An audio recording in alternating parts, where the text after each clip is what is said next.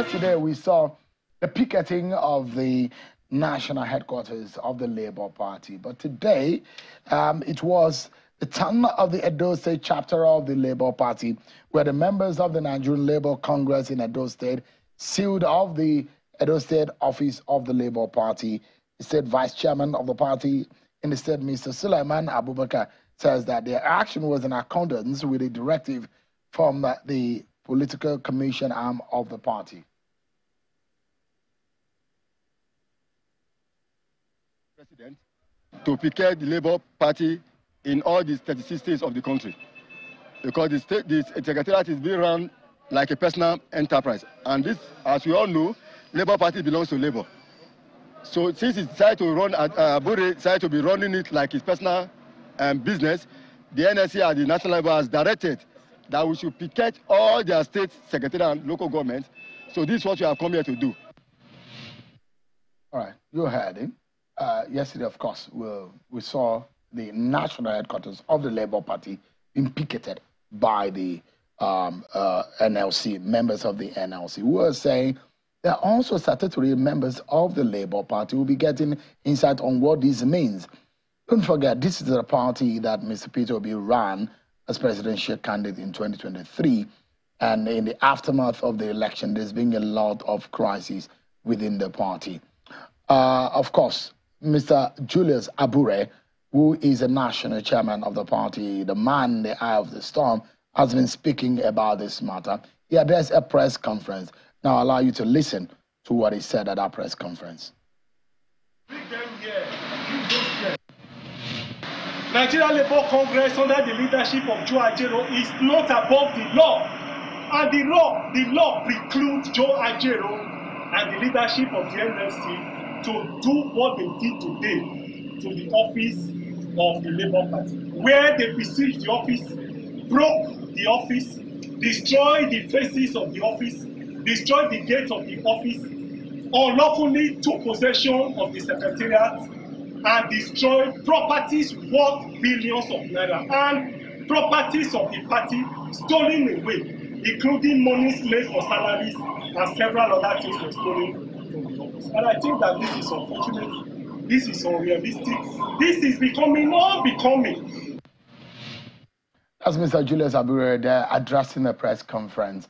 Mr. Julius Abure has been accused by members of the party over financial impropriety, allegations of fraud, allegations of mismanagement of funds. Members and some chieftains of the party, in fact, governorship candidates of the Labour Party in 2 different states have come out to the public to accuse the national chairman of China's television. We've reached out to Mr. Julius Abure through phone calls and text messages severally to come to the public right there, give him the platform to explain that this is a public a platform that he needs to explain himself and explain his stance over some of the resources that's been put into his hand, especially those who are following followers of the Labour Party.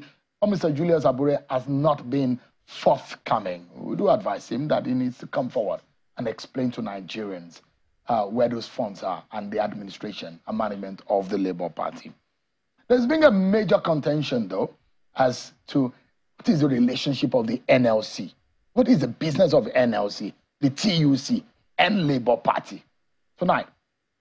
And we will be digging further in the coming days, because how the political parties are being run eventually affect governance, affect the lives and the livelihoods of Nigerians, the welfare of Nigerians. If the political parties, those who want to be in political office, are not properly conducting themselves, then it in turn affects the bottom line, those who govern us. And so we'll be putting a lot of attention on how the political parties are running in the coming days. So tonight, we want to hear from one person who has been the president of the Nigerian Labour Congress, Mr. Wabba, joins me live here in our Abuja studio. Thanks so much, Mr. Wabba, for joining us tonight. Well, thank you, Mr. Seun, for having me, and good evening, viewers. Yeah. For the knowledge that we have and what we know about the Labour Party, we know that it's an affiliation of the NLC and the TUC to the Labour Party. And it looks like the Labour Party is a political wing of the NLC. It looks so much so, based on the relationship that we have seen. In fact, there are those who even argue further that within the constitution of the Labour Party, that the NLC is clearly captured. There are those who also will argue that, in fact, members and chieftains of the NLC are statutory members in the leadership of the Labour Party. So the question is, what is the business of NLC in Labour Party? Well, thank you very much, Seun. We have tried to answer this question severally on several occasions, but I think the conflict that have arose now gave us an opportunity to continue to shed more light. First and foremost is that the Labour Party was formed by the NLC in realization of a clear objective in the constitution of the NLC.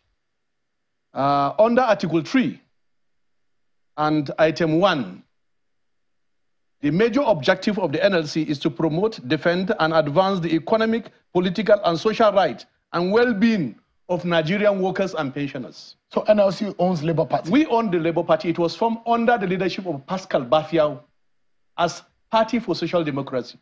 Under Adams, organs decided to change the name to Labour Party. And the first chairman is SOZ Ejiofor, who later handed over to Dan Onyawu. As of today, the registry certificate of the Labour Party is in custody of the NLC.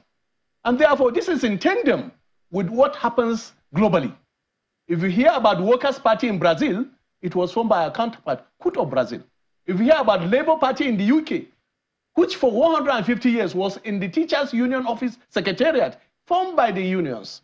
If you hear about the Labour Party in Australia, in New Zealand, all of them are actually formed by the workers in realization of the fact that what is politics in itself? Because it's good you understand what is politics. Politics is about how you are governed. And therefore, in defending those rights, workers also have a right to have some of those platforms to defend their rights. And that's why you can have an Okada rider now having a platform to contest and become member of the House of Rep. The essence of it is actually to be sure that we have a platform where workers, pensioners, academia, in many climes, it is people that have excelled in their various disciplines that actually go into politics. And in most cases, because of the constraint of money, they cannot also find space in some of the bigger political parties. So the essence of forming the party is to make sure that workers, pensioners, farmers can be able to have a platform to exercise their rights, which is enshrined in Section 40 of the Constitution, which Justice Uwais in 2003 has expounded on it in a landmark judgment to say workers and civil servants in particular have a right to be a card-carrying members of political party to defend their right and interest. That's giving interpretation to Section 40 of our Constitution. So clear, straightforward. The party was formed by NLC, registered by NLC. It's like you build a house or you bought a car. You build a house. You have the CFO. Then you rented the apartment. So you must have an interest on how the property is managed. Is it true that some leaders of the party of the NLC, the Nigerian Labour Congress, are statutory members? We understand that there are 3 deputy national chairmen of the Labour Party, who one must be from the TUC, one from the Labour Party. Is that what the constitution of the Labour Party says? No, that is not true. Let me tell you what happened. Under my leadership, there have been disputes with the Labour Party, which went to court. And I want to tell you that Justice Gabriel Kolawole of the Federal High Court delivered a judgment on the 20th of March 2018 and said clearly that the Labour Party belonged to the NLC. So arising from that, there was a mediatory effort by INEC. And precisely on the 27th of June 2022, a peace was brokered, actually by INEC, and there was time of agreement. In that time of agreement, just to reach settlement, that's how we came out with the 3 deputies. One from TUC, and one from, not actually from NLC, it's a retired comrade, Ladi Ilya, who was formerly the president of NASU, Non-Academic Staff Union, and also the chairperson of the NLC National Women Commission. She retired from service, and she's serving as one of the deputies. So this is clearly what was contained in that agreement. What has brought about this particular dispute is the fact that the Labour Party leadership have not respected the content and the sanctity of that consent agreement, which was brokered by INEC. Part of it is, 1, inauguration of members of the Board of Trustees under the leadership of SOZ Ejiofor, the first chairman of the Labour Party. That was item C on the consent agreement. The second item is the conduct of congresses from ward to local government and then the national convention. Those two key items have not been respected because what the NLC saw was a letter calling for a national convention. But there was also a timeline in actually the convocation of what local government congresses by the leadership of the party.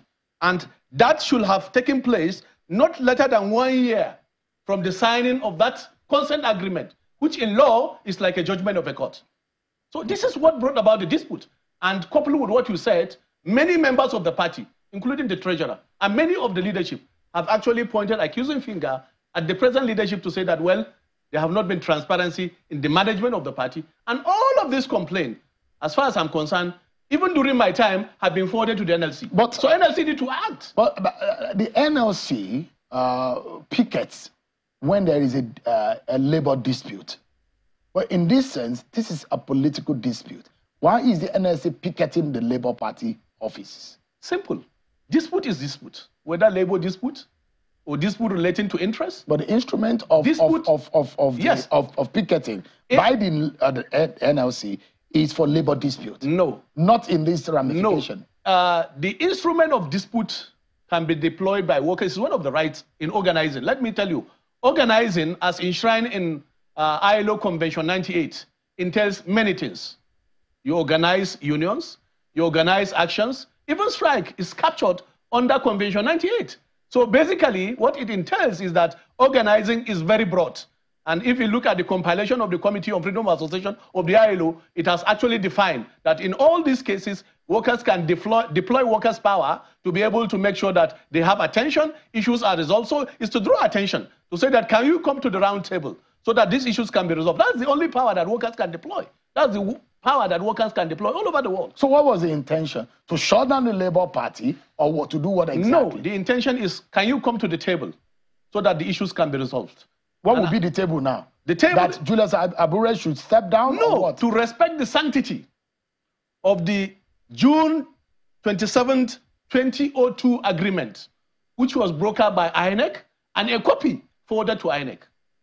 INEC is actually in custody of that particular document because, as I said, Justice Kolawole on March 2018 said the party belongs to NLC. And that's why the certificate of registration is actually with the NLC. So nobody builds a property.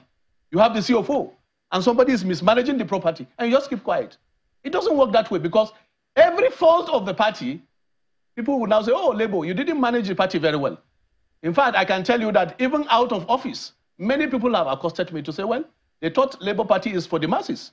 Because in some cases, the forms that were sold to them for them to contest political office is even very outrageous, more than some of the big political parties. And that was not the idea. Yeah. The idea is even to make the forms free or collect just small fee to make sure that the party keep functioning. What makes the Labour Party any different from the other political parties? Ideology and philosophy of the founding parties. Is this Labour Party that we see today, is it that the Labour Party leaving that ideology? That's what I'm trying to tell you, that they have deviated from that philosophy and ideology. And that's what NLC and the leadership across board wanted to address. So they've hijacked the Labour Party from the NLC? Certainly, not hijacking. The party is being mismanaged. Because in the first place, the party has its constitution. NLC has its constitution. It's just like, I give you a scenario. You build a house. You rented it out under some terms and conditions. So those terms and conditions must be respected. At any time, the tenant refuses to actually respect those terms and conditions, and you as the landlord, you have a right to say, no, can you come back? Can we discuss? Can we have a way forward? That's what is happening right now. Because this agreement I told you was signed under me. I signed the agreement. You can find copies. INEC have copies. And therefore, those terms are very sacrosanct in bringing about peace and stability in the party. What would you say would be the way forward? I mean, and I'm hearing some calling for Julius Abure's head. Some saying he should exit the stage. Some say he has questions to answer. Some say, in fact, they filed criminal petitions against him.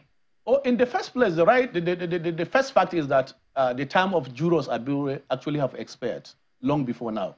Because when that agreement was signed on the 27th of June, 2022, brokered by INEC, the National Convention ought to have taken place 1 year after the signing of that agreement. So in clear terms, in consonance with that agreement, Julius Abure's term of office have actually expired. And therefore, any attempt to extend his term of office will lead to such a dispute. So and that he's is what overstaying his welcome. No, he has overstayed. And therefore, the best thing to do is to work with the party. What if he wants to contest? Yes, you can recontest, but under the conditions that have been spelled out. One, there will be congresses from ward to local government level in a very transparent way, up to the national level, just as other political parties have done it. So have you ever heard where Labour Party is doing convention at the ward level or at the state level? So no. It is standing logic on his head by wanting to conduct a convention first without and government. Yes, without conducting ward congresses, state congresses, where it will be transparent, where our civil society allies will actually participate in the process and give us feedback, and also our structures, including the political commission. Political commission is a creation of the constitution of NLC, which actually manages or interface with the Labour Party. But if there is a mismanagement and misappropriation of funds is a criminal allegation, and one would have thought that those of you who have interest and stake in the Labour Party, by the virtue of your position in the NLC, would have gone to the police to make a claim. Police have done full investigation. What and he have has they been found out? indicted. There is a complete report which has been forwarded to me even before I left office. And therefore, we have asked police actually to prosecute him. You are aware that at the time he was actually hiding from the police. So the basic fact is that it has been established that there have been fraudulent acts within the Labour Party, and police have carried out in-depth investigation. And it has been confirmed that Julius Abure is at the head. Certainly. I can tell you that because those reports have been forwarded to me, even while I was in the office, and I handed over to my colleague who took over from me. So those facts have been well established. And the police ought to have carried out their But what is activity the without NLC? If all of these facts have been established, what is the NLC waiting for that long? You've left office for over a year now. Is it? Yeah, about a year or It's more. because it's with the police. The power to prosecute is actually the police. So why has the police not prosecuted Julius Abure? I think the process is ongoing, because at the time I read about some blackmail about the police trying to politicize the issue, but that's not the fact. The fact is that there was a committee, it has been established, and basically some infringement have been committed, and so we should allow the police to carry out their work. Do you imagine, for example, that Mr. Peter Obi, who was the presidential candidate of the party, in other political parties, is going to be seen as a leader of the party, that he may, in one way or the other, intervene or lend his voice into what has been going on? Because Peter Obi's followers see him as someone who has an undented reputation. But with all of these shenanigans and all of these allegations smearing on the personality of the national chairman, don't you think that Mr. Peter Obi should have said something about this? No, certainly I agree with you, because I remembered when we had one governor of Ondo State. He was actually the leader of the party at that time, when Dan Onya was the chairman of the party. And when such issues arose, there would be an interface. I remember I interfaced with Mimiko. I interfaced with the party then under late Salam, and we're able to actually find a way around this issue. So this is what we expect. Yes, you see, dispute of such nature is part of human endeavor. But what is important is how those disputes are resolved, and whether people are committed to resolving those issues. So I quite agree with you. Not only him, even those that have got elected on the platform of the Labour Party, I think they should show some concern to say that, well, this is a platform that is meant actually for workers, pensioners, and farmers, and they should actually come together to try to find ways and means of resolving the issue once and for all. But naturally, Julius Abure should be in police custody based on your fact. And what would you suggest as the way forward now? Because this is a quagmire. This is a party that is imploding and is collapsing from the inside. What would you say is the way forward? There are clear dispute resolution mechanisms. In fact, in INEC, you have a particular department that is responsible for settling such dispute. And they have tried, which I told you that, in fact, for us to reach where we are in 2022 is because INEC played its role very effectively. But you see, it takes two to tangle. Whereas the party elders may be ready, because S.O. Ijofo, the leader of the party, who is actually heading the BOT, have been so much concerned. And he has actually put everything on the table to try to find ways and means of resolving the issue. But it takes two to tango. If, for instance, the party under the leadership of Abure are not ready actually to find means and ways of resolving the issue, then the dispute will actually continue, because you cannot force an idea on a party. But I assure you that all within the labor movement and also within the party, and even the founding fathers of the party are concerned that they want actually this dispute to be resolved, because it's a clear platform that workers, pensioners, peasants can use. And I give you an example of how just an Okada rider tried to use this platform, and he got elected and is now a member of the House of Rep. So this is what is operational in many countries around the world. In fact, politics is not a full-time job. Politics is supposed to be a part-time job. You remember the case of the Chancellor of Germany, Angela, she's a chemist. You remember history, even after she left office. They are well-celebrated public servants or professionals that come into politics as a part-time measure. And therefore, you have something doing. But in the context of Nigerian politics, people don't have anything doing. You make the politics to be a full-time job. And therefore, it is difficult for people now to manage the process in a very transparent way that can address some of those challenges that is now very visible. So I think our advice is to look at those issues, to look at those challenges, and I have urged all of them, including the leadership of the NLC, to try to see how those issues can be resolved, because our founding fathers, I have said, Pascal Bafia of blessed memory, even Comrade Adams, who then changed the name of the party, including people like Esco Toyo of blessed memory. Those are the people behind, the forces behind actually the idea of forming the Labour Party as Party for Social Democracy in 1989. Before now, we changed the name in 2003 to Labour Party. So basically, all are concerned, but you know, it takes two to tango. The effort is still there, but I think the basic fact is to understand the challenge and the dynamics in the issue, and to separate the truth from the falsehood being perpetrated by Abure and his so-called cohort. Some of us are very, very concerned, because this is not how we have envisaged the Labour Party to be. All right. Mr. Ayuba Wabba, a former NLC president, was very important for us to clear the air, especially because you were, going through, and some of us who know the very recent history of the Labour Party under you, and the court cases and some of the ongoings was needed for you to come and explain some of these issues. Just the same way we want Mr. Julius Abure to come out and explain himself. These issues are criminal in nature and has to affect a political party that has a huge following in the country. Thank you so much, Mr. Ayuba Wabba. Thank you very much. I appreciate it, Mr. Shimon. Thank you very much. Thank you so much. We told you earlier that Julius Abure was approached several phone calls and text messages. We hope that he will respond for the sake of the public and clear his name in all of this.